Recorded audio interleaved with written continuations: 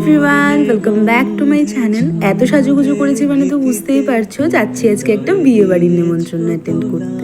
এই হচ্ছে আজকে আমার আউটফিট, যেটা আমি সুইটির বিয়ের সময় নিয়েছিলাম আর ওর বাসি বিয়ের দিন পরেও ছিলাম। আর এরই মধ্যে কিন্তু আমি ঘামতেও শুরু করে দিয়েছি, কারণ গ্রীষ্মকাল বলে কথা। আর আমার সব থেকে বড় ভয় এটাই যে মেকআপ গলে গিয়ে আমার আসল রূপটা যেন না বেরিয়ে যায়। সে যাকে, এদিকে আমার মাতার স্ত্রীও সব সময়কার মতো সবার লাস্টে রেডি হয়ে গেছে, আর এদিকে আমার বাবার চেঁচামেচিও শুরু হয়ে গেছে। তাই লেট না করে চটজলদি বেরিয়ে গেছি। আর আজকের আমাদের বিয়ে বাড়িটা একেবারেই বাড়ির কাছে ছিল। বিয়ে বাড়িতে এন্ট্রি নিয়ে যেটা ফার্স্ট কাজ, নতুন বউয়ের সাথে দেখা করা। সেটা করে তারপর আর কি একটা ফ্যান খুঁজে নিজের জন্য একটু জায়গা বের করে সেখানে বসে হাওয়া খাচ্ছিলাম। এর মধ্যে ম্যাডাম জিও হাজির হয়ে গেছিল। আর আমার মাতাশ্রী যেখানেই যাবে সেখানেই নিজের গল্প করার জন্য কাউকে না কাউকে ঠিকই পেয়ে যাবে। মায়েদের সেই গল্পগুলোই শুনছিলাম, আর এর মধ্যে আমার পিপি এসে হাজির হয়ে গেছে। ম্যাডাম একদম ছিমছাম হয়ে গেছে, অনেক দিন হলো ওকে দেখতেও যাওয়া হয় না। যাই হোক, এরপরে তো চলে গিয়েছিলাম স্টার্টার্স খেতে। আর এতটা ভিড় দেখে আমি গরমে অলরেডি গলে গেছি। স্টার্টার ফার্স্টেই তো লাস্সি ছিল, যেটা গরমে দেখে আমার ফার্স্টে লোভ লাগলেও খাবার পর একদম লাস্সির উপর থেকে ভক্তি চলে গেছে।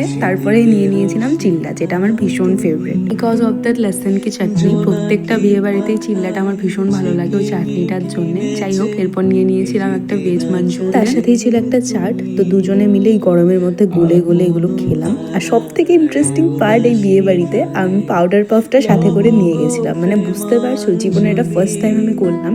কি পরিমাণে গরম সেই দিন পড়েছিল।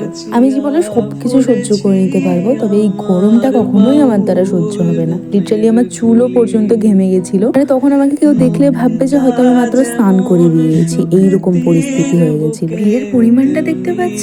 এই ভিড় দেখার পর তো আর যাই হয়ে যাক, এই ফ্যানের সামন থেকে আমি আর সরছি। একে তো বিয়ে বাড়িতে দাঁড়ানোর জায়গা থাকে না, তার উপর ফ্যানের সামনে এত সুন্দর একটা বসার জায়গা পেয়ে গেছি। এই সুযোগ কি ছাড়া যায়?